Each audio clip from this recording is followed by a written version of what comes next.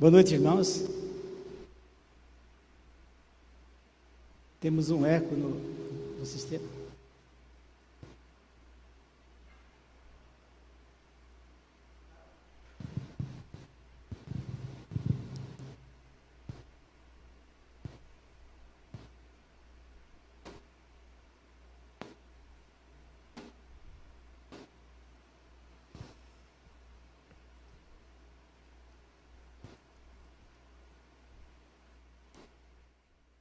Vamos iniciar nosso culto nesta noite, agradecendo a Deus pela vida, pela graça que Ele nos dá de estarmos aqui mais uma vez para prestarmos um culto de louvor e adoração ao Senhor. Oremos. Deus Santo, louvado seja o seu nome, ó Deus, nós bendizemos, nós louvamos teu nome, nós damos glória, ó Deus, por tudo que o Senhor tem feito por cada um de nós, ó Deus, pela graça de estarmos vivos, por estarmos aqui na tua casa, para mais uma vez, ó Pai, estarmos louvando ao Senhor, prestando-te culto, ó Deus, que só a Ti é devido, ó Pai. Que o nosso culto, ó Pai, seja com sinceridade de coração, ó Pai, para que chegue até Teu trono de graça, ó Deus. E cada um dos irmãos que adentrarem esse templo esteja com o único propósito e objetivo, ó Pai, de Te prestar culto, de Te dar glórias, de Te louvar, ó Deus, por tudo que o Senhor é, por tudo que o Senhor faz por cada um de nós, ó Deus. Nós Te bendizemos, nós Te glorificamos, Te louvamos, ó Deus, por cada irmão que está aqui nesta noite, os que porventura não poderão vir, ó Pai, que o Senhor esteja direcionando, dirigindo e abençoando a cada um, ó Pai. Aqueles que também estão nos assistindo via internet, ó Deus, que sejam grandemente abençoados pelo Senhor e também, ó Pai, possam estar louvando e Te prestando culto de adoração e de louvor, ó Pai. É a nossa oração a Ti agradecidos, em nome do Senhor Jesus. Amém. Vamos entoar o hino de número 11.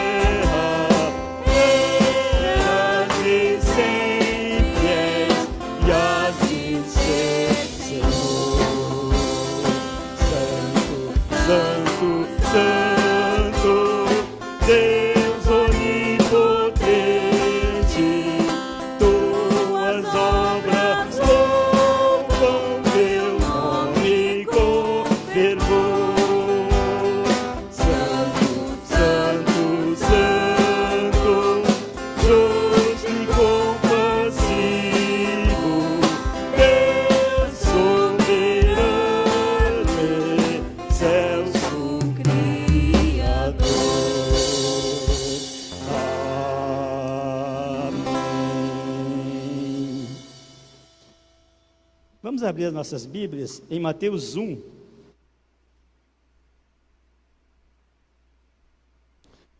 Mateus capítulo 1, dos versículos 18 ao 23.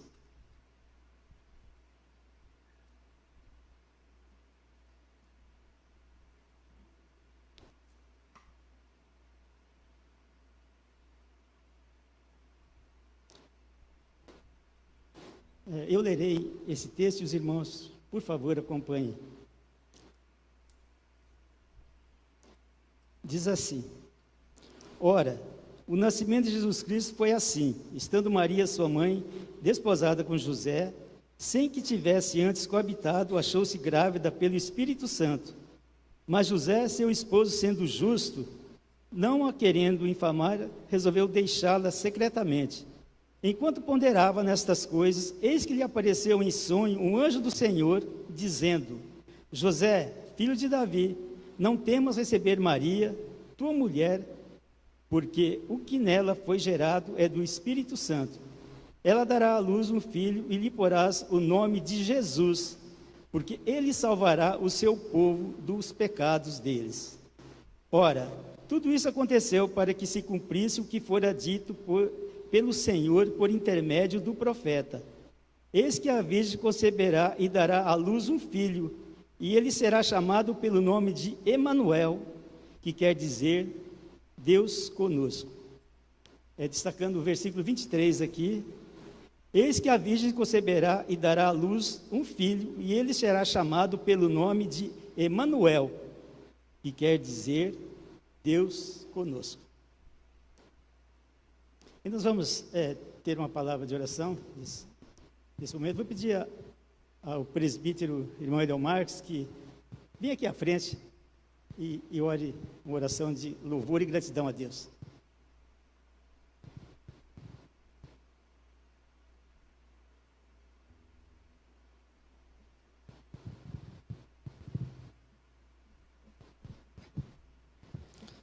Senhor, nosso Deus, nosso Pai, nós te adoramos, ó Deus, por tudo que o Senhor tem feito por nós, Pai.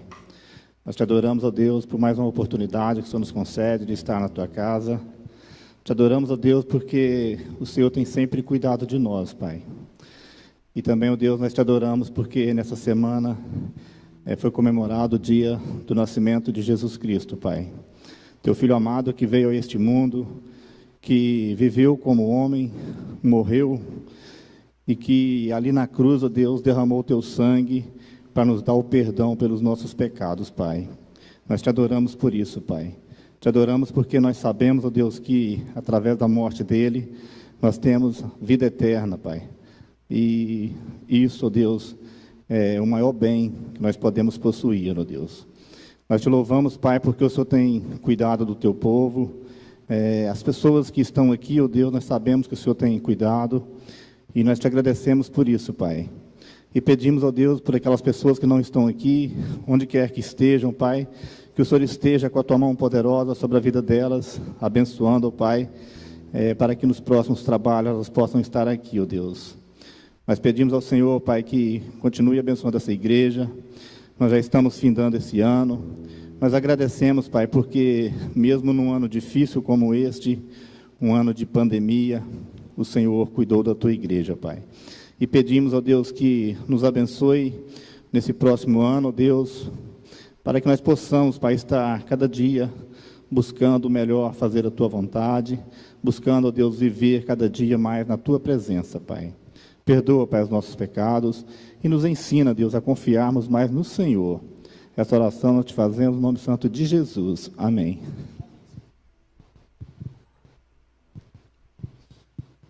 Irmãos, continuando nosso culto, vamos abrir nossas Bíblias em Isaías 43.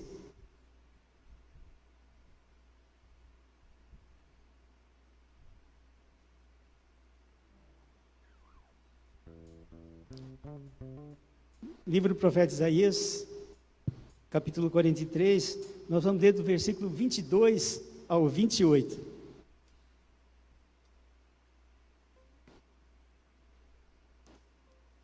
Momentos de contrição, para momentos nós vamos fazer a leitura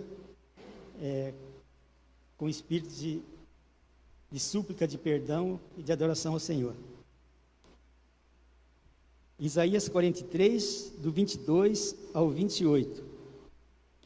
Diz assim a palavra do Senhor: Contudo, não me tens invocado, ó Jacó, e de mim te tem cansaste, ó Israel.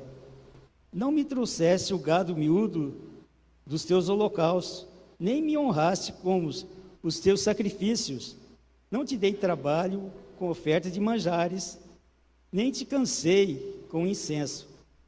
Não me compraste por dinheiro cana aromática, nem com a gordura dos teus sacrifícios me satisfizeste, mas me deste trabalho com os teus pecados e me cansaste com as tuas iniquidades. Eu mesmo sou o que apago as tuas transgressões, por amor de mim e dos teus pecados não me lembro. Desperta-me a memória, entremos juntos em juízo, apresenta as tuas razões para que possas justificar-te. Teu primeiro pai pecou e os teus guias prevaricaram contra mim, pelo que profanarei os príncipes do santuário e entregarei Jacó à destruição e Israel ao opróbrio.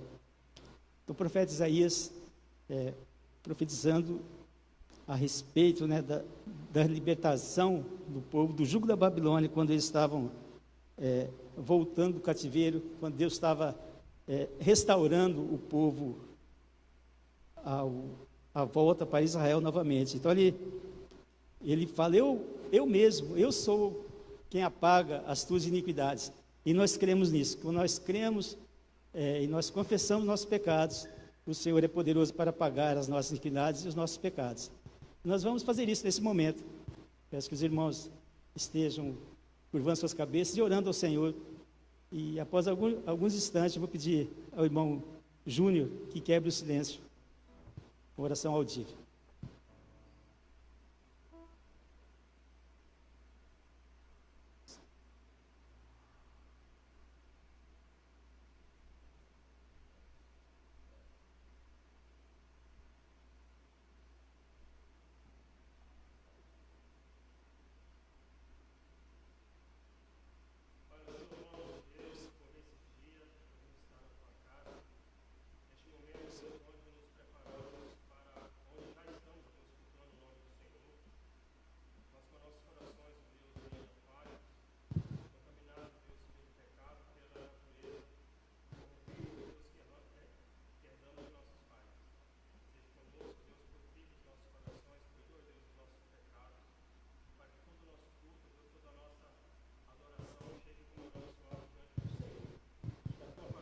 Ache guarida em nossos corações e que assim, ó Deus, venhamos a sermos enriquecidos, ó Deus, com a Tua palavra.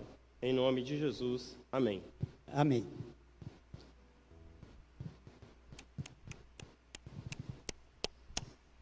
Em gratidão ao Senhor pelo perdão dos nossos pecados, nos alegramos, né?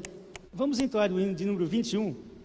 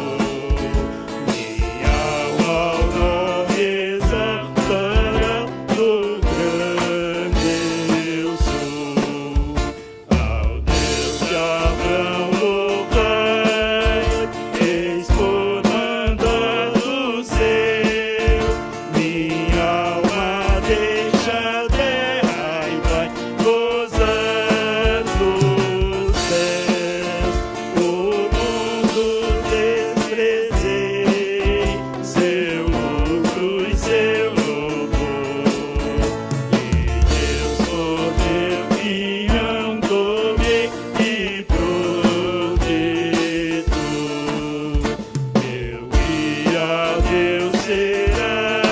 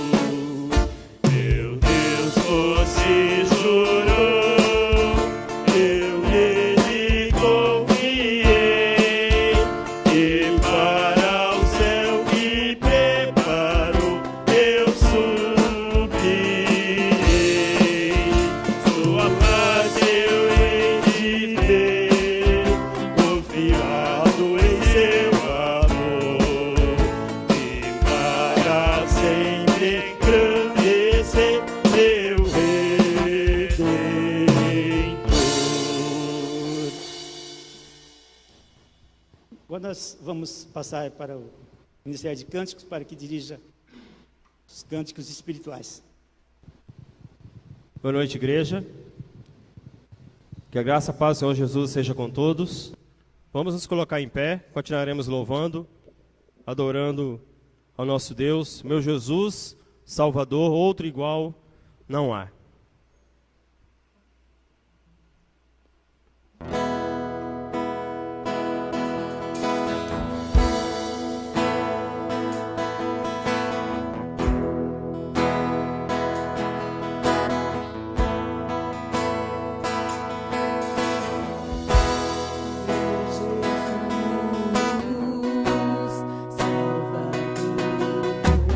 Outro igual não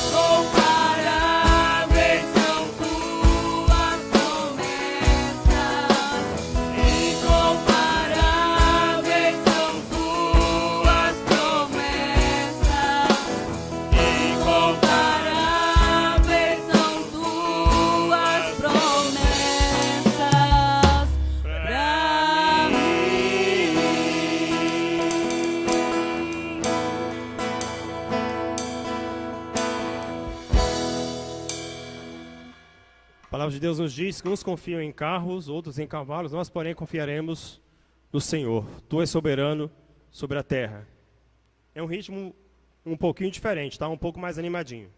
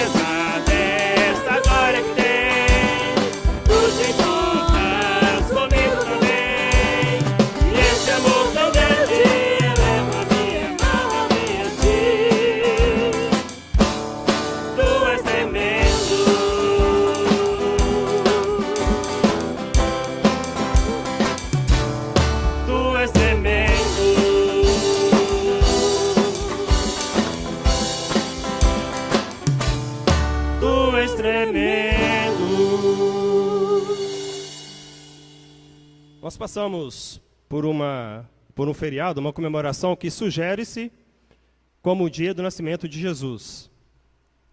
E no dia realmente que aconteceu o nascimento de Jesus, ou no anúncio do nascimento de Jesus, alguns que foram enviados para serem espiões acabaram chegando e adorando ao menino Jesus que nascia. Os reis magos queriam adorar a esse Jesus que nascia.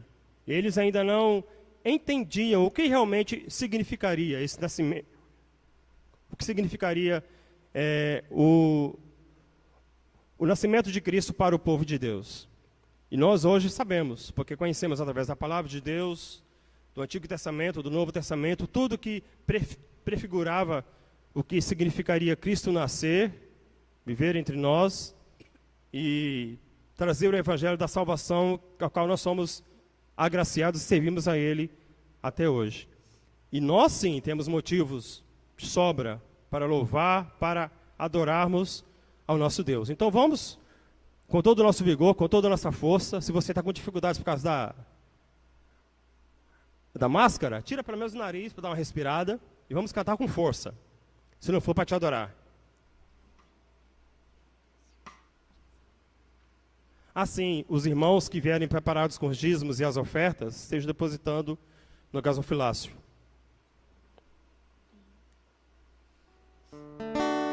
Se não for para te adorar, para que nasci? Se não for para te servir, porque eu estou aqui? Sim, eu quero te adorar, Senhor, estou aqui. Senhor, estou aqui. Senhor, estou aqui.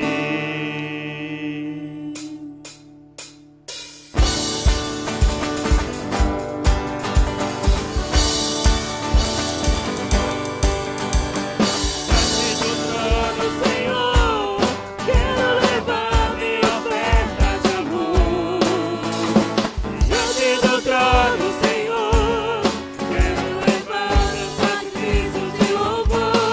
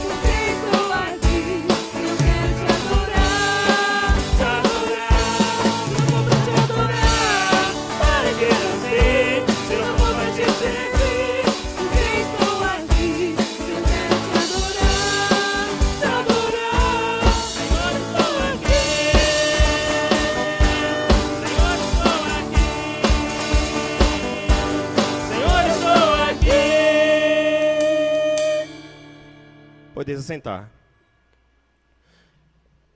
Convido o nosso irmão presbítero Ademir, que esteja orando, agradecendo os dízimos e ofertas. Louvado seja o teu nome, ó Senhor, nós te damos glória, nós te louvamos, ó Pai. Nós agradecemos ao Senhor, ó Pai, pelos nossos irmãos que puderam, ó Senhor, devolver um pouco daquilo que o Senhor deu a eles, ó Pai Santo, que são os dízimos, ó Pai, e as ofertas. Obrigado, ó Deus, por eles terem o privilégio de ofertar ao Senhor, ó Deus, porque nós temos o privilégio de te ofertar também na área financeira, Pai. E aqueles que porventura não têm como ofertar por falta talvez de um trabalho, de um emprego, o Senhor possa abençoá-los para que eles possam conseguirem e terem também como estarem agradecendo ao Senhor com dízimos e ofertas, ó Pai. E, ó Pai, que esses proventos, ó Deus, possam ser utilizados de maneira correta na casa do Senhor, para o teu trabalho e para a tua obra, ó Deus. E que o Senhor possa nos dar graça para que a cada dia nós possamos crescer espiritualmente e também financeiramente na tua presença santa, Pai. Nós te bendizemos, nós te agradecemos e te louvamos em nome do Senhor Jesus. Amém.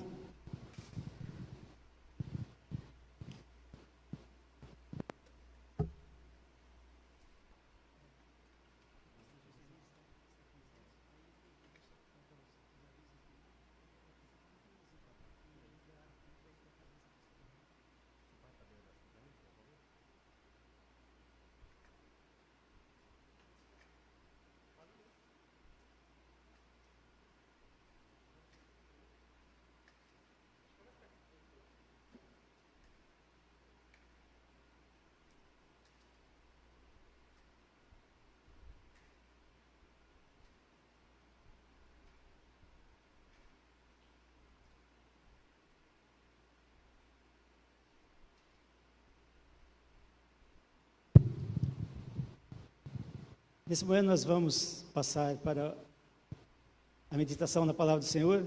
O irmão Júnior estará com a palavra, trazendo aquilo que o Senhor tem para nos dizer nesta noite, através do seu servo. Então vamos continuar ouvindo o Senhor nos falar nesta hora.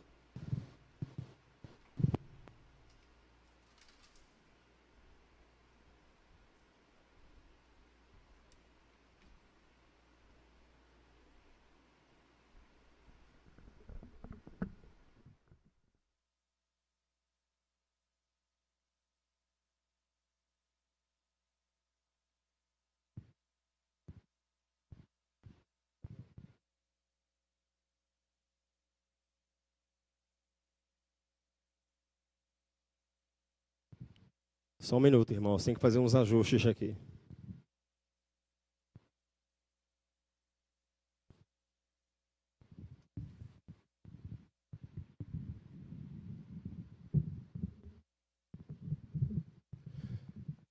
Boa noite a todos. Que a graça e a paz do nosso Deus seja com todos, mais uma vez cumprimentando a igreja. Nós temos algumas na vida que, em certos momentos, nós temos que nos ajustarmos. Eu tenho dificuldade de tocar o violão sentado, eu estou tendo que tocar sentado, né?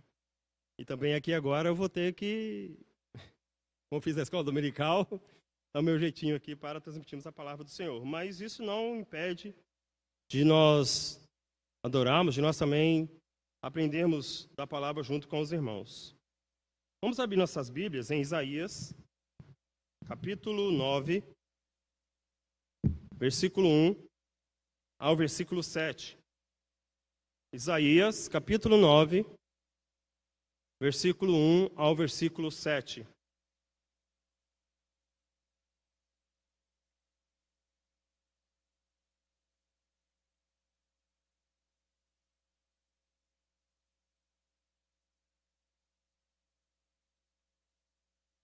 Isaías capítulo 9, 1 a 7.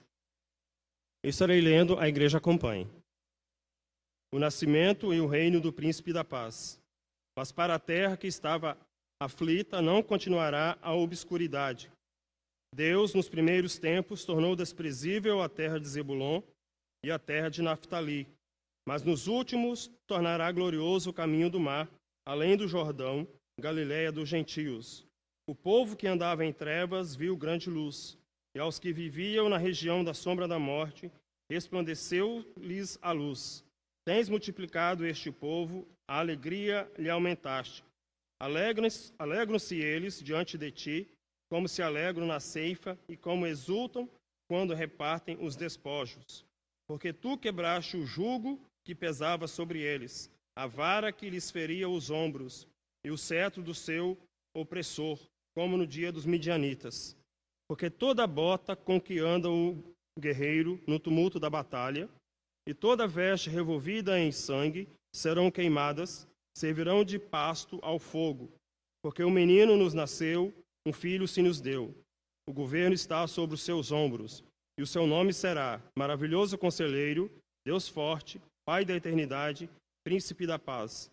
Para que aumente o seu governo e venha a paz sem fim sobre o trono de Davi e sobre o seu reino, para o estabelecer e firmar mediante o juízo e a justiça, desde agora e para sempre. O zelo do Senhor dos Exércitos fará isto. Vamos orar? Pai, te louvamos, ó Deus, pelo privilégio que o Senhor nos dá de estarmos em tua casa, de sermos chamados teus filhos, de podermos te adorar, mas acima de tudo, ó Deus, de podermos ouvir a tua palavra, podemos ouvir, ó Deus, o Senhor falar aos nossos corações por meio dessa palavra, ó Pai. Usa-nos, ó Deus, como instrumento do Senhor na transmissão, ó Deus, da tua palavra à tua igreja. Em nome de Jesus. Amém. Irmãos, o título sugerido neste capítulo é muito coerente com o que se trata aqui. O nascimento e o reino do Príncipe da Paz. Quando se fala em nascimento, são vários sentimentos que se acometem na vida daqueles que esperam o ser que está por nascer. Quando se fala em reinado, usando o nosso contexto aqui, é um novo governante, também se há muitos sentimentos na vida daqueles que esperam este novo reinado ou esse novo governo. Porque as pessoas anseiam por mudanças, anseiam por algo novo. E quando se fala de paz, apesar que muitos não têm buscado tanto a paz ou não têm tido tanta esperança para se buscar a paz, também desperta muito sentimento no coração daqueles que anseiam por essa paz.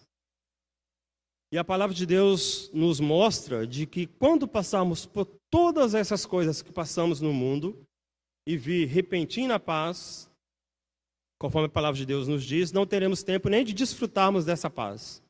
Porque quando vier essa paz, aí será o fim. E Cristo virá para buscar a sua igreja. Qual o contexto em que se encontrava o povo de Deus aqui nesse capítulo de Isaías, ou aqui nesse contexto do livro de Isaías? Eu destaquei pelo menos algumas palavras nesse texto que demonstram o que o povo estava passando neste momento. Aflição, trevas, jugo e opressão. E interessante lembrar aqui, irmãos, que Deus aqui, através do profeta, não estava falando a um povo desconhecido. Deus estava falando ao seu povo. E era o povo de Deus que estava passando por aflição, por trevas, por jugo e por opressão. Por aflição, porque eram oprimidos por povos que não temiam a Deus. Em trevas, porque haviam se esquecido da luz a qual eles foram levados através da palavra de Deus. Assim como nós não tinham ainda o conhecimento de Cristo, mas criam. Por isso Jesus disse para Tomé: bem-aventurados os que não viram e creram, tanto os do passado quanto nós hoje. Jugo. Todos sabem o que é um jugo, né? Quem aqui é filho de agricultor? Ou pelo menos tem um conhecimento de agricultura. O jugo é aquela canga que é colocada nos animais. Você pega 2 bois e coloca uma canga nos 2 bois. Aquilo é o jugo. E o povo de Deus, nesse contexto, estava em uma situação como esses bois, com aquele jugo, com aquela canga, porque eles eram dominados por este povo. E opressão, incluindo todas essas coisas que eram oprimidos porque não tinham a liberdade de desfrutar do fruto do seu trabalho, porque trabalhavam para outros, para povos que não temiam a Deus. E o que esse povo buscava? O que eles buscavam? O que esse povo que estava passando por aflição, por trevas, por jugo e por opressão buscavam? Eles buscavam por renovo. Eles buscavam pela luz que eles haviam perdido. Eles queriam ser numerosos. Lembra do que o salmista diz? Feliz o homem que enche deles a sua aljava, do homem que tinha muitos filhos. Porque ou ele seria vitorioso nas guerras, por causa do número de filhos que ele tinha, ou ninguém iria querer guerrear com ele, porque a sua família era numerosa. E o povo de Deus não queriam ser numerosos. Queriam ter alegria, queriam ter vitórias, tanto pessoais quanto nas guerras, nos combates com outros povos. Depois nós vamos falar um pouco dessa questão da alegria quanto aos despojos. Agora, diante de tudo isso, quais os motivos dessas situações adversas em que o povo de Deus se encontrava neste contexto? Quais os motivos que levaram o povo de Deus a essa aflição, às trevas, ao jugo e à opressão? Vamos dar uma de amigos de Jó. Deus se esqueceu do seu povo?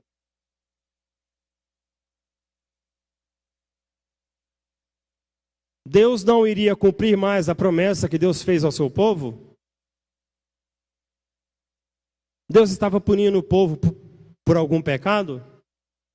O povo havia pecado e não se lembrava do que eles haviam cometido diante de Deus? Quais os motivos que levaram este povo que serviam a Deus a entrar em um contexto de uma situação tão contrária ao contexto que eles viviam com Deus? Qual a motivação para que eles almejassem a transformação dessa situação diante de Deus? Qual motivação esse povo precisava ter para que toda essa situação fosse transformada diante de Deus? Nesse texto de Isaías que nós lemos, eu quero meditar com os irmãos nessa noite sobre razões da ação de Deus quanto ao reino messiânico para com o seu povo. Razões da ação de Deus quanto ao reino messiânico para com o seu povo. O que motivou Deus a olhar para o seu povo com misericórdia? O que motivou Deus a olhar para nós com misericórdia? O que motivou Jesus, o Filho, a aceitar essa missão do Pai? Como o povo de Deus recebeu esse Messias? Aqui, o Messias ainda não era presente, o Messias ainda era aguardado, mas o povo já buscava por mudanças, por sentimentos novos, como falamos no início. E já no nosso contexto, como o povo recebeu esse Messias?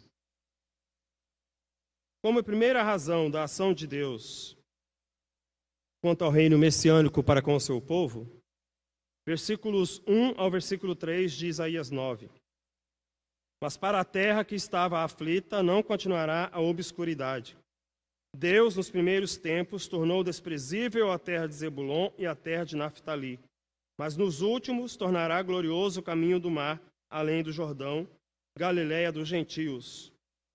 O povo que andava em trevas viu grande luz, e aos que viviam na região da sombra da morte, resplandeceu-se-lhes a luz. Tens multiplicado este povo, a alegria lhe aumentaste. Alegram-se eles diante de ti, como se alegram na ceifa, e como exultam quando repartem os despojos. A primeira razão da ação de Deus para com seu povo quanto ao reinado messiânico, tornar gloriosa a jornada do seu povo. O que vimos aqui no versículo 1 ao versículo 2, em Mateus capítulo 4, verso 15 e 16, faz menção a esse contexto.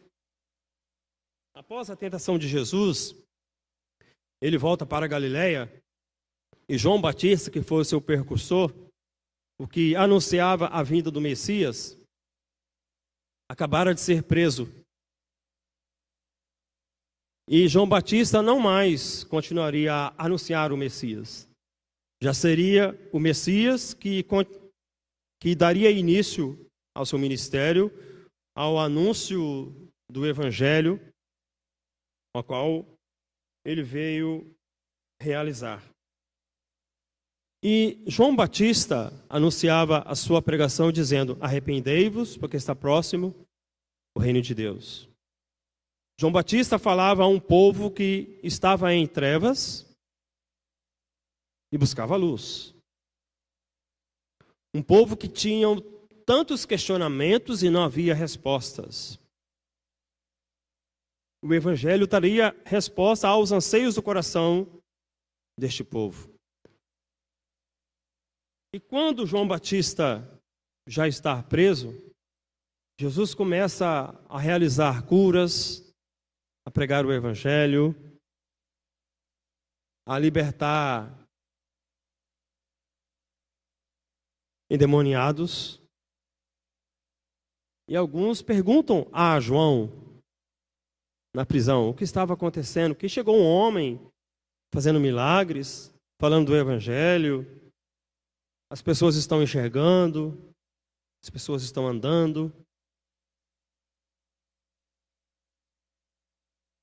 E João Batista então diz a eles que esse era aquele a quem ele anunciava. E quando aqui no final do versículo 1 diz: mas nos últimos tornará glorioso o caminho do mar, além do Jordão, Galileia dos gentios.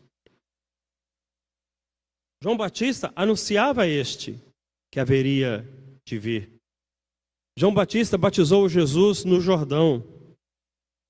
E por isso faz menção aqui: tornará glorioso o caminho do mar, além do Jordão, Galileia dos gentios. Aquele que anunciava próximo ao Jordão e batizou a Jesus no Jordão. Agora esse Jesus haverá de anunciar este Evangelho. Esse é o Messias prenunciado por João Batista, que tornará gloriosa a jornada do povo de Deus. No versículo 2 de Isaías 9, em Lucas 1, versículo 79, temos o registro da manifestação de Zacarias, o pai de João Batista, sabendo do nascimento do seu filho. Ali temos o cântico de Zacarias. E no cântico de Zacarias, a semelhança do cântico de Maria, é bom nós lembrarmos isso, que os romanos dizem que nós não valorizamos Maria, nós não falamos de Maria. Maria, no seu cântico, assim como Zacarias, fala de salvação, fala de esperança que o povo aguardava em Deus. Fala de um povo que vivia uma situação em que ela precisava ser mudada. Zacarias aqui louva a Deus no nascimento de seu filho. Maria louvou a Deus ao saber que estava concebendo o Filho de Deus. Sabendo que ela estava concebendo o Salvador.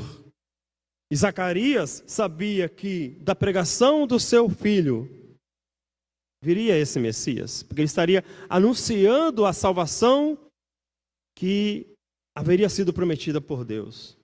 Desde Gênesis, quando o homem caiu, houve essa promessa. Da semente da mulher nascerá um que esmagará a cabeça da serpente. Ali em Gênesis, já vemos um proto-evangelho.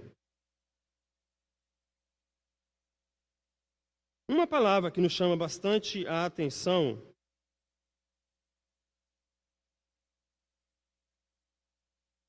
no verso 1. Mas para a terra que estava aflita não continuará a obscuridade. Como nós falamos no início, Deus estava falando através do profeta para o seu povo. Deus não estava falando para um povo que não conhecia a Deus. Para um povo que não tinha conhecimento da palavra de Deus. Para um povo que não tinha conhecimento de Deus, estava falando para o seu povo. E diz, mas para a terra que estava aflita não continuará mais a obscuridade. O que significa obscuridade? Ausência de luz, obscuro, escuridão, confusão. Confusão no sentido de falta de clareza. Um povo que andou com Deus, um povo que experimentou de Deus, um povo que teve conhecimento de Deus, estavam sem clareza. Estavam com suas mentes obscuras, como se nunca outrora houvessem ouvido sobre Deus. Ou como se nunca tivessem experimentado de Deus. Porque desde o Gênesis, quando o homem pecou, até uma brincadeira com os dedos, né? Foi a mulher que tu me deste, Senhor. Um ele aponta para a mulher, um ele aponta para Deus, mas esquece que três dedos estão para ele. Então, desde o início, o homem quis justificar o distanciamento de Deus provocado pelo pecado. Então, Adão, desde o início, quis arrumar algum responsável pela sua situação que não fosse ele.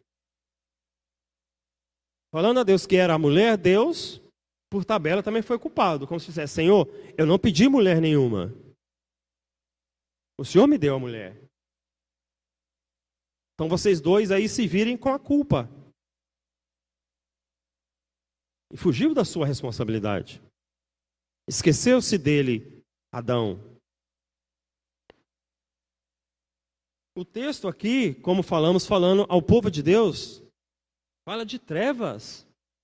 O povo que andava em trevas viu grande luz. Lembra da história do povo no Egito? Saindo do Egito, da escravidão, com saudades do Egito. Aqui fizeram a mesma coisa. Um povo que andava em trevas, conheceu a luz, deixou a luz e voltou-se para as trevas. E depois não entendiam a aflição, o jugo.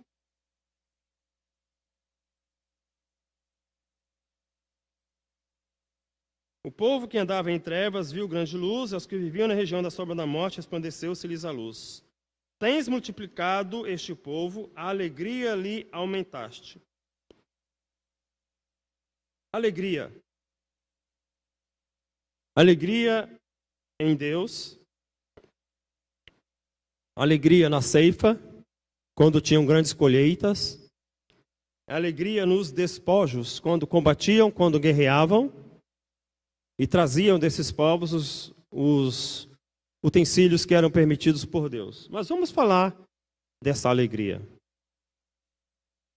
O povo estava disposto em demonstrar alegria em obedecer a Deus, ou alegria quando Deus dava a eles uma grande colheita, uma grande vitória em guerra, e com isso eles traziam os seus despojos. A alegria do povo deveria estar em obedecer a Deus. Alegrai-vos sempre no Senhor, outra vez digo, alegrai-vos em obedecer a Deus. Independente da situação. Independente de uma colheita farta, independente de se teriam grandes despojos nas suas vitórias nas guerras, o povo deveria estar alegre. Jesus, Filho de Deus, 100% Deus, como homem, 100% homem. Poderia dizer a Deus, Senhor, ou melhor dizendo, Pai, eu não vou deixar toda essa glória,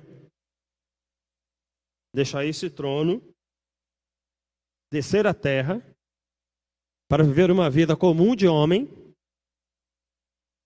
e para pagar um preço por pecados que não são meus. Mas ele assim não fez. Lembra no início quando perguntei? O que levou Deus a olhar com misericórdia para com o seu povo? O que levou Jesus, o Filho, a aceitar essa missão do Pai? E como o povo recebeu? Jesus então deixa toda a sua glória, mesmo sendo 100% homem, não pecou, mas na cruz, todos os pecados estavam sobre ele. A única companhia de Deus que ele tinha com ele na cruz era a ira de Deus sobre ele. Na oração, ele diz: Pai, se possível, passe de mim esse cálice. Imagine a situação em que Jesus se encontrava, sentindo todo o peso dos pecados sobre si. Já ali naquele momento, sentindo a ira de Deus sobre ele. Mas ele diz: contudo, não faça a minha vontade, sim a tua. E na cruz, ele diz: tudo está consumado. A ti entrego o meu espírito. O que isso indica, irmãos? Alegria por obedecer a Deus. Ninguém fica alegre em morrer numa cruz. Mas ele estava alegre em obedecer a Deus. Quando ele diz, está consumado, ele está dizendo: Pai, a missão que tu me destes, eu cumpri. Em tuas mãos entrego o meu espírito. E a história depois todos nós conhecemos.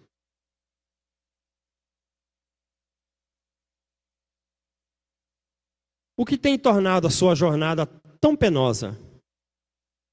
O que tem tornado a nossa jornada tão penosa?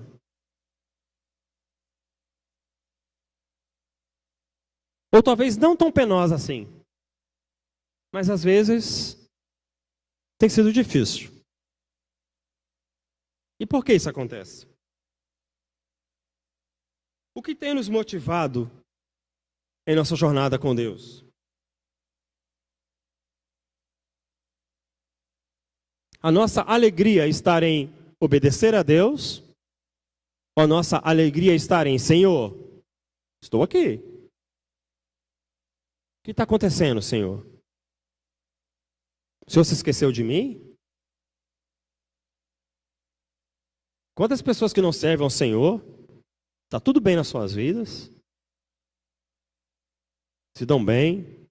Faz o concurso, passa. Sua empresa está bem. Eu que sirvo ao Senhor, passo tanto perrengue com a minha empresa.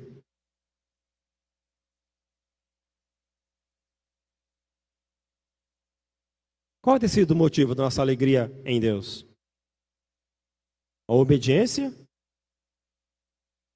Ou o que Ele tem a nos oferecer? As bênçãos de Deus são consequências da nossa obediência. Não são frutos da nossa obediência no sentido de que eu faço isso, eu faço aquilo. Ó Senhor, eu toco na igreja, eu canto, sou professor de escola dominical, quando a igreja precisa eu também prego. Eu sou um cara diferenciado, Senhor. É isso que nos motiva a servir a Deus? Ou é isso que faz com que nós estejamos aqui fazendo a obra de Deus? Como primeira razão da ação de Deus quanto ao reino messiânico para com o seu povo, tornar gloriosa a jornada do seu povo. Alguém falou para mim olhar o horário, eu estou olhando aqui. A segunda razão, trazê-los de volta à condição original de povo. Versículo 4, versículo 5. Porque tu quebraste o jugo que pesava sobre eles, a vara que lhes feria os ombros e o cetro do seu opressor, como no dia dos midianitas. Porque toda bota com que anda o guerreiro no tumulto da batalha, e toda veste revolvida em sangue, serão queimadas, servirão de pasto ao fogo. Trazê-los de volta à condição original de povo. Em 1 Pedro, capítulo 2, versículo 10, diz: Antes não éreis povo, mas agora sois povo de Deus. No original, quando diz aqui, antes não éreis povo, está dizendo, antes vocês eram um povinho qualquer aí. Vocês eram qualquer coisa. Hoje vocês são povo de Deus. Antes, vocês não conheciam a misericórdia. Agora conhecestes a misericórdia. A misericórdia, acho que vocês já cansaram de ouvir isso, mas é semelhante à graça de Deus. A graça é Deus nos dar aquilo que não merecemos. A misericórdia é um pouco semelhante. Mas a misericórdia é Deus deixar de dar aquilo que eu mereço. É Deus deixar de dar aquilo que nós merecemos. Qual é o salário do pecado? A misericórdia é Deus não nos pagar pelo nosso pecado. A misericórdia é Deus não nos deixar mortos em nossos delitos e pecados. A misericórdia é Deus nos dar vida. A misericórdia é Deus olhar para nós e dizer: vocês são meu povo, não por vosso merecimento, não pelo que vocês acham que são, porque vocês acham que fazem e me agrada, mas porque eu vos escolhi. Independente daquilo que são, daquilo que fazem. Nós falamos no início sobre o jugo. Esse povo não estava mais sobre o jugo. Esse povo mais não tinha um peso sobre as suas costas. Esse povo não tinha mais a vara que os castigava na escravidão. Este povo não tinha mais o cetro dos reis que não temiam a Deus, que faziam leis injustas. Um dos motivos pelos quais esse povo passou por toda essa situação, o povo não se agradava mais do governo de Deus, do governo chamado teocêntrico, quando Deus escolhia os reis, os juízes. E o povo de Deus quis escolher também, todas as nações escolhem. Então nós queremos escolher os nossos reis, os nossos juízes. E o povo pagou um alto preço pelas suas escolhas. E depois, ó Deus, eu estou aqui, Deus. Por que está acontecendo comigo? Versículo 5. Porque toda bota que anda o guerreiro no tumulto da batalha, toda veste revolvida em sangue, serão queimadas, servirão de pasto ao fogo. A bota e vestes queimadas simbolizam todas as mazelas do povo de Deus. Não só aqueles que iriam guerrear na frente de batalhas, mas todas as mazelas que o povo de Deus estava passando neste momento seriam extirpadas do meio do povo de Deus. E o povo desfrutaria de um tempo de paz. Lembram da palavra do filho pródigo? Sempre falamos do filho pródigo como o filho que saiu da casa. E nos esquecemos que a casa do pai está cheia de pródigos. A casa do pai está cheia de filhos.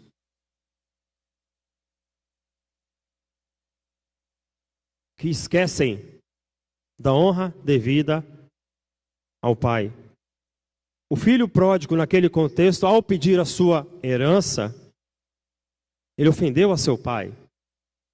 Era como se ele dissesse: pai, morra, porque a herança é para filho de pais mortos, não para filho de pais vivos. E aquele filho pródigo, ao pedir a sua herança, é como se ele dissesse: pai, morra, que eu quero o que é meu.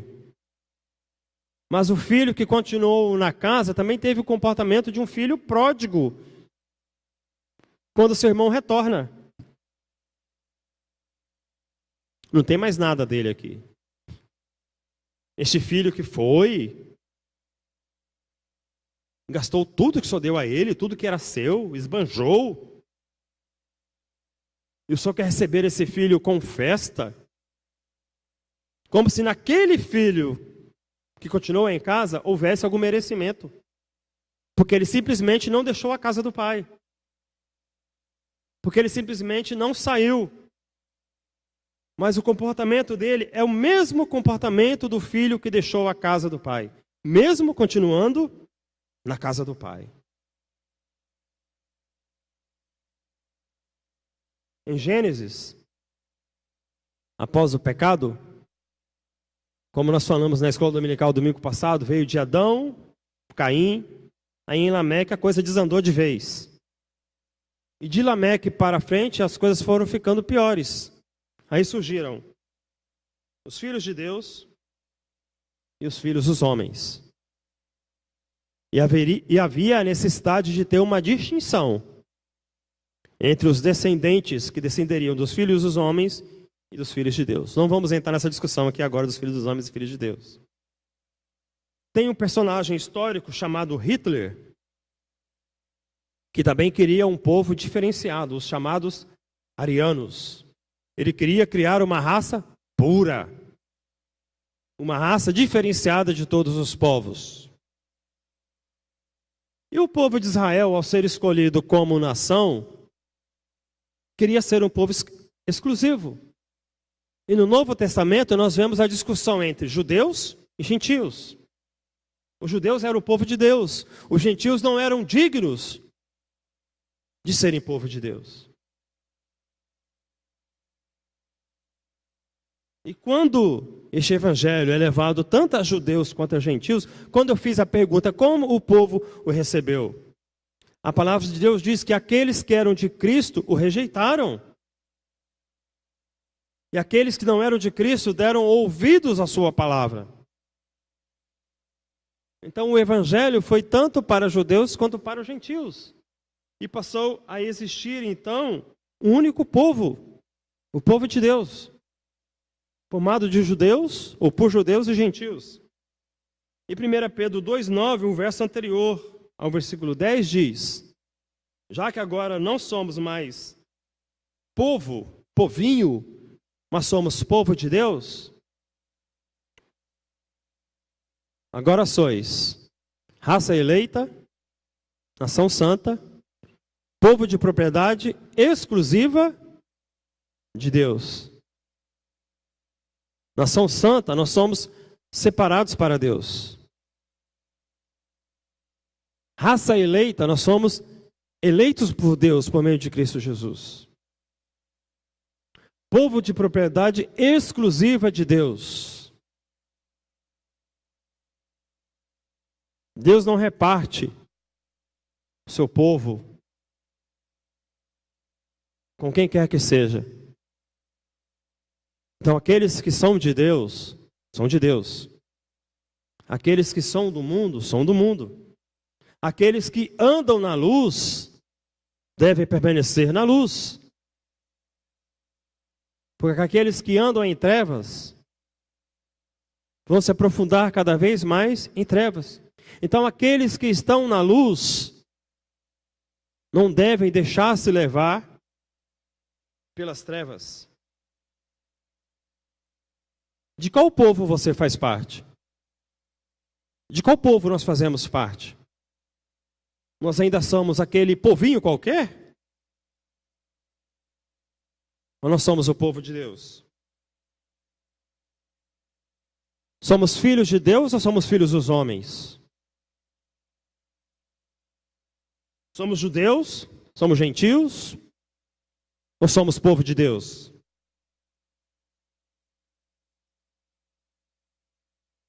Tem um evento que vez ou outra acontece no nosso meio. Há pouco tempo atrás aconteceu com um jogador do Flamengo,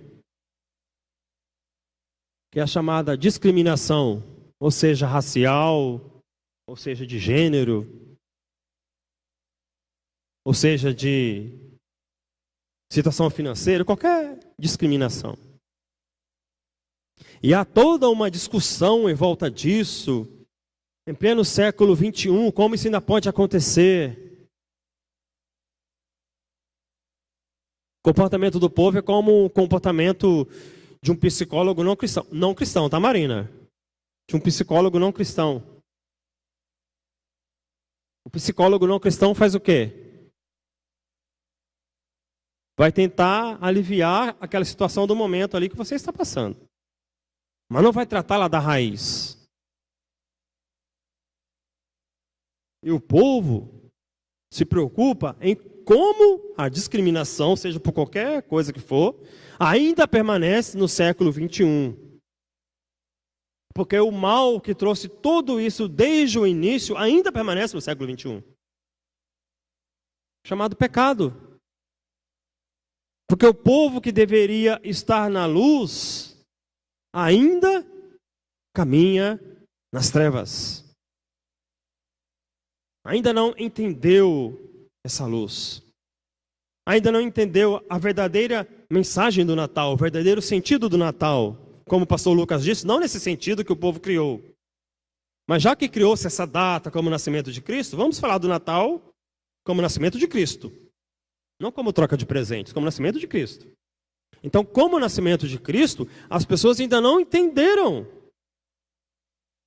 este verdadeiro sentido. O significado da estrela de Belém não é só uma estrelinha em cima da árvore de Natal. Guiou os reis magos até onde estava Jesus. E ali já demonstrava o que significava este nascimento. Para trazer luz ao povo que andava em trevas. Além da primeira razão, como nós vimos, tornar gloriosa a jornada do povo, trazer este povo de volta à condição original, por último, estabelecer as condições do reinado messiânico para com seu povo. Versículo 6, versículo 7. Já extrapolei, mas vou ser rápido. Porque um menino nos nasceu, um filho se nos deu. O governo está sob os seus ombros. E o seu nome será Maravilhoso Conselheiro, Deus Forte, Pai da Eternidade, Príncipe da Paz. Para que se aumente o seu governo e venha a paz sem fim, sobre o trono de Davi e sobre o seu reino, para o estabelecer e o firmar mediante o juízo e a justiça, desde agora e para sempre.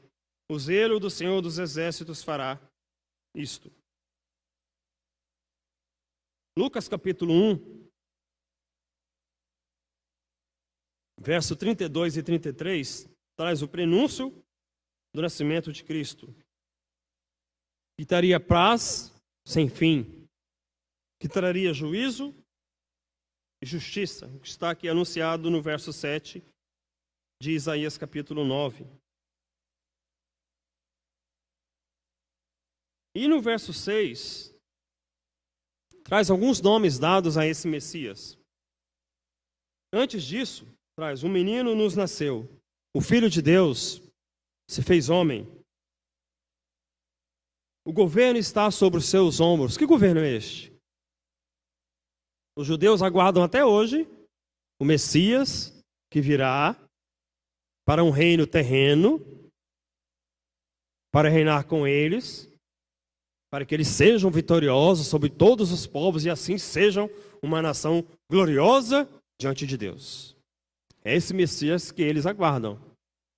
Esse Messias já veio e eles até tiveram uma certa parte na morte desse Messias. Claro que tudo para cumprir o propósito de Deus.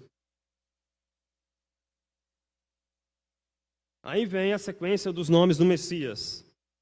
Maravilhoso Conselheiro. 1 Coríntios 1, versículo 21. Visto como na sabedoria de Deus, o mundo não o conheceu por sua própria sabedoria, aprove a Deus salvar os que creem pela loucura da pregação. Lembra que falamos que o povo tinha muitas indagações e não haviam respostas?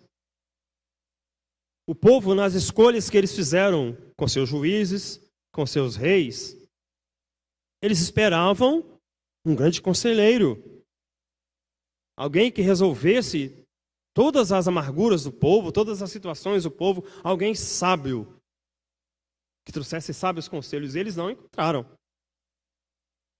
E por isso, cada um desses nomes significa uma das coisas que esse povo buscava e necessitava, e somente o Messias poderia trazer a eles. Maravilhoso conselheiro, Deus forte.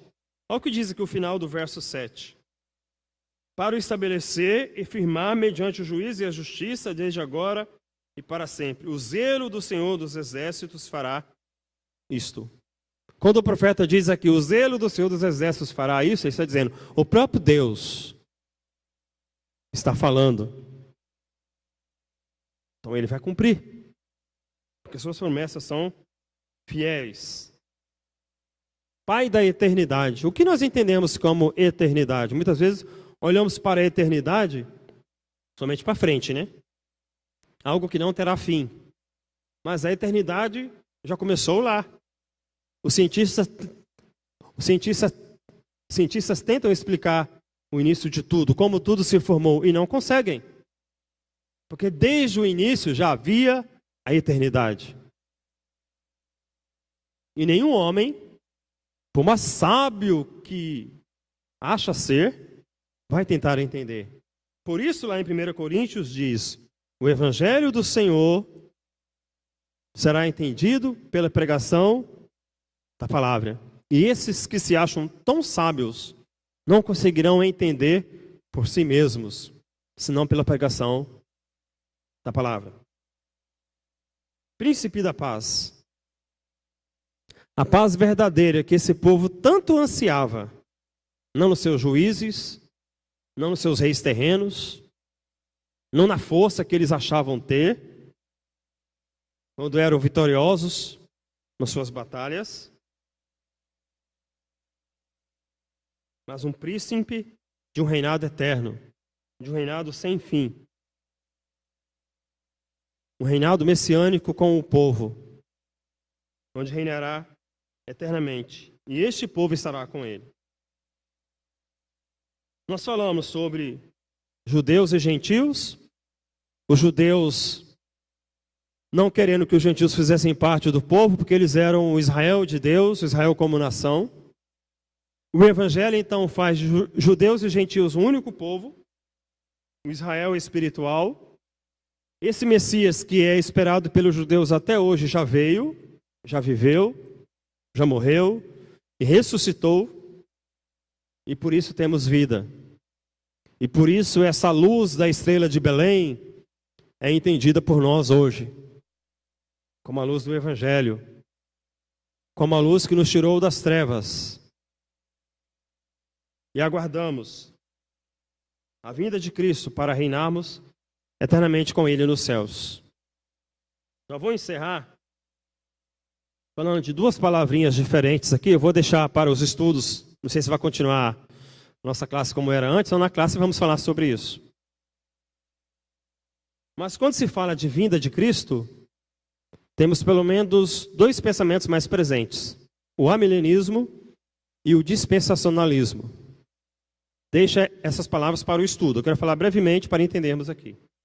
O amilenismo é o que os protestantes como nós pensamos.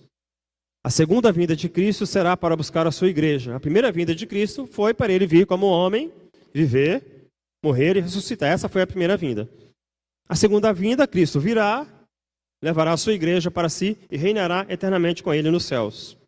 Os seus reinarão com ele nos céus, os que não forem seus irão para o fogo eterno com o diabo e os seus anjos. Os dispensacionalistas pensam na segunda vinda de Cristo como duas partes. Deus virá de forma secreta. Lembra do filme? Deixados para trás. Deus virá de uma forma secreta, levará a sua igreja E quem ficar para trás vai ficar como no filme. Cadê aquele povo que se reunia nessa igreja aqui? Cadê aquele povo que se reunia na Assembleia de Deus ali? Sumiu todo mundo. Então o dispensacionalista pensa dessa forma. Deus vai vir de uma forma secreta, levar a sua igreja, e depois dos anos da tribulação, esses que ficarem para trás irão ou para o céu ou para o inferno. Quem ainda espera a segunda vinda, com duas oportunidades, se está aqui no nosso meio, por favor, não se enganem mais. A vinda de Cristo, ou a primeira vinda de Cristo, é essa que muitos comemoram de uma forma errada no Natal, quando ele veio e nasceu. A segunda vinda de Cristo, ele vai vir, vai levar a sua igreja, mas a sua igreja não é a igreja presbiteriana, igreja batista, igreja assembleia, a sua igreja é os seus, os salvos, para reinar eternamente com ele nos céus. E aqueles que não forem salvos não ficarão aqui para passarem por uma grande tribulação e depois serem salvos. Querem tribulação mais do que essas que passamos aqui? Quando a palavra de Deus fala de 1000 anos, fala de um período. E nós entendemos que já estamos nele, porque a palavra de Deus está sendo pregada. E a palavra de Deus não pode ser impedida de ser pregada, mas virão dias em que essa palavra não poderá mais ser pregada. Eu não sei se eu, se o irmão Ademir, mas aqueles irmãozinhos menores lá, quem sabe estarão aqui. Se demorar assim muito tempo, eu gostaria de estar.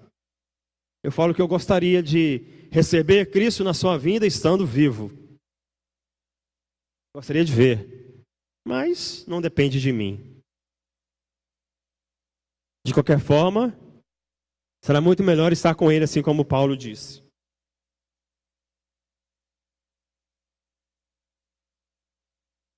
Quem tem estabelecido as condições do reino do Messias em sua vida? Quem tem estabelecido as condições do reino do Messias em nossa vida? O próprio Deus? O próprio Cristo? Ou nós? Senhor, eu quero te servir, mas não agora. Senhor, eu quero fazer isso, mas por enquanto tem a Lília, tem a Marcelene que faz, depois eu faço. Quem tem traçado as condições? Nós vemos, irmãos, nessa noite, razões da ação de Deus quanto ao reino messiânico para com o seu povo. A primeira delas, tornar gloriosa a jornada do seu povo. Um povo que era das trevas, foi chamado para a luz, voltaram para as trevas, mas Deus os restaurou para a luz. A segunda razão, trazê-los de volta à condição original de povo. Um povo que saiu da condição de povo de Deus e passou a ser um povinho, que as pessoas maltratavam, que as pessoas humilhavam, que as pessoas escravizavam as nações más que não temiam a Deus. Mas Deus os trouxe de volta à sua condição de povo de Deus. Por último, estabelecer as condições do reino messiânico para com o seu povo. Mostrar ao povo quem reina e quem trata as condições deste reinado e daqueles que estarão com eles. Eu quero ler aqui um último texto, mas eu só vou ler, tá? Isaías 12. Canto de louvor pela restauração de Israel. Orarás naquele dia, graças te dou, ó Senhor, porque ainda que tiraste contra mim, a tua ira se retirou e tu me consolas. Eis que Deus é a minha salvação, confiarei e não temerei, porque o Senhor é Deus, é a minha força e o meu cântico. Ele se tornou a minha salvação. Vós com alegria tirareis águas das fontes da salvação. Direis naquele dia, dai graças ao Senhor, invocai o seu nome, Tornai manifestos os seus feitos entre os povos. Lembrai que é excelso o seu nome. Cantai louvores ao Senhor, porque fez coisas grandiosas. Saiba-se isso em toda a terra. Exulta e jubila, ó habitante de Sião, porque grande é o Santo de Israel no meio de ti. Amém? Deus nos abençoe. E que possamos, diante dessa palavra, diante de um ano, que é a palavra mais falada por muitos, um ano tão turbulento, mas foi o ano que Deus nos deu. E por algum motivo estamos nele, e graças a Deus estamos nele. Que viemos a louvá-lo, a estarmos alegres, porque obedecemos a Deus. Não pensamos que poderíamos estar ainda mais alegres se o ano de 2020 fosse um pouco mais diferente. Mas estamos alegres, porque esse Jesus que veio nos trouxe salvação, nos trouxe vida, e vida eterna com Ele. Amém? Mandem-me.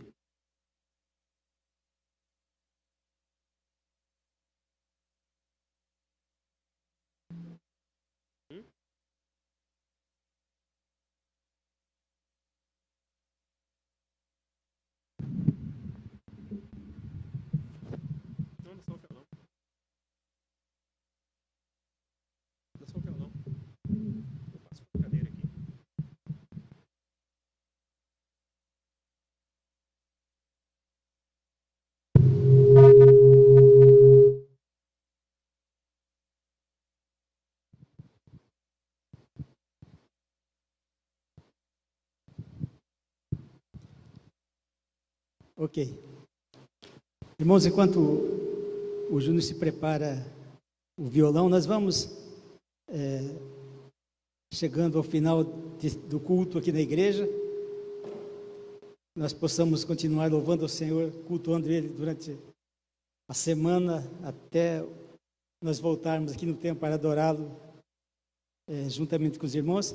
Vamos entoar o hino de número 392.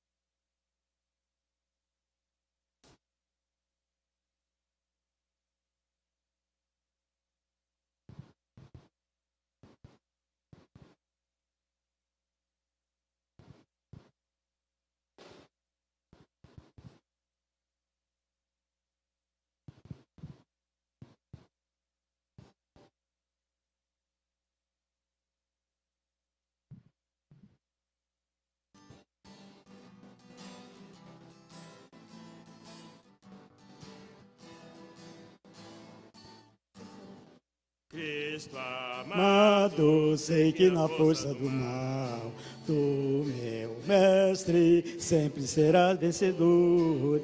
Tu me guardas, dando-me paz divinal. Eu contigo sempre serei vencedor. Cristo, mestre, sei que contigo sou vencedor. Dá-me graça, dá-me do teu poder redentor, que alegria tenho no meu Salvador. Tenho graça, vida de amor paternal, tudo posso, tudo por ti, meu Senhor. Deste mundo sou vencedor afinal. Cristo, mestre, sei que contigo sou vencedor. Dá-me graça, dá-me do teu poder redentor. Não duvido, Cristo, meu mestre, de ti. Creio em tua rica promessa, Jesus. Tu não deixas nem abandonas aqui os que buscam ver tua face de luz. Cristo, Mestre, sei que contigo sou vencedor. Dá-me graça, dá-me do teu poder redentor. Oh, que bênção ter a certeza do bem, ter na vida paz e perdão do Senhor. Muito alegre vou para a pátria do Rei, onde reina Cristo Jesus, Rei de amor. Cristo, Mestre, sei que contigo sou vencedor. Dá-me graça, dá-me do teu poder redentor. Nós queremos avisar que na próxima quarta-feira nós teremos reunião de oração aqui no templo. Nós já tivemos reunião na quarta-feira passada. Nessa próxima nós estaremos reunidos em oração. Quarta-feira, às 19h30, aqui no templo. Nós queremos agradecer aos irmãos que nos visitam, que sejam bem-vindos aqui juntamente conosco, que sempre que possível espero que estarão aqui conosco para estarmos louvando o Senhor. E eu quero também apresentar uma família que estará conosco no próximo ano. Vou convidar o reverendo Josenir, que vem aqui à frente, apresente a família e também impeça a bênção apostólica, encerrando assim o nosso culto nesta noite.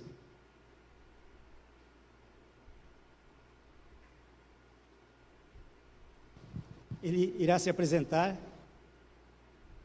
deixar a incumbência para ele.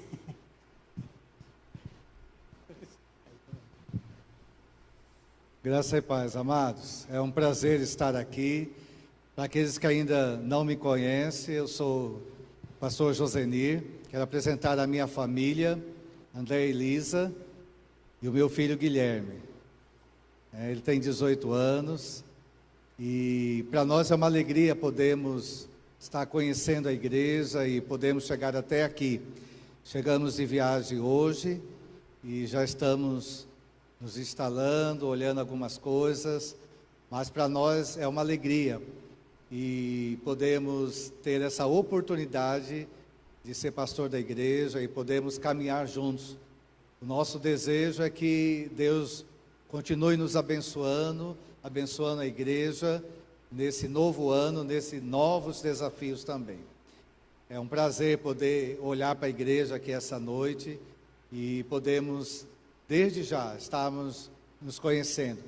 Eu quero que vocês saibam que o pastor, a esposa e o filho, nós estamos assim. Estamos de braços abertos. E para nós é uma alegria termos essa oportunidade de pastorear a igreja e cuidarmos da igreja do Senhor. Amém? Vamos orar ao nosso Deus, agradecendo a Ele a oportunidade de podermos ouvir a Sua palavra, sermos edificados e podemos também ter esse dia na presença do Senhor.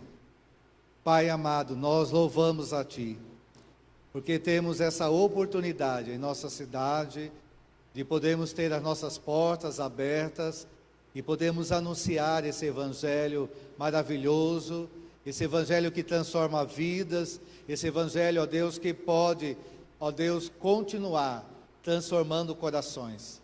Oramos por Ji-Paraná nesse propósito, nesse objetivo. Queremos ver conversões aqui, Pai. Vidas se rendendo ao Teu senhorio. E que a nossa igreja ela seja um instrumento de bênção e edificação. Abençoa, ó Deus, o início da nossa semana. Vá à nossa frente, livra-nos de todo mal. Colocamos durante essa semana a passagem do ano e pedimos que o Senhor nos abençoe nesse novo ano que temos. Continuamos a clamar, ó Deus, pelo fim dessa pandemia. Que o Senhor tenha misericórdia do nosso país, que o Senhor tenha misericórdia do nosso estado, de Rondônia, e que o Senhor tenha misericórdia, ó Deus, também de Ji-Paraná. Temos visto tantos alarmes no Brasil, nos estados, e nós ainda clamamos ao Senhor, porque cremos que o Senhor que tem poder e autoridade para fazer parar todo esse mal, nós continuamos clamando ao Senhor, crendo que o Senhor pode agir onde nós não podemos. Muito obrigado pela palavra que ouvimos, pela vida do teu servo e todos que estão aqui. É a nossa oração em nome de Jesus de Nazaré. E a graça de nosso Senhor e Salvador Jesus Cristo, o amor de Deus o Pai, a comunhão e a consolação do Espírito Santo sejam derramadas sobre vós, hoje e para todos sempre. Amém. Deus nos abençoe, amados. Uma ótima semana para todos nós.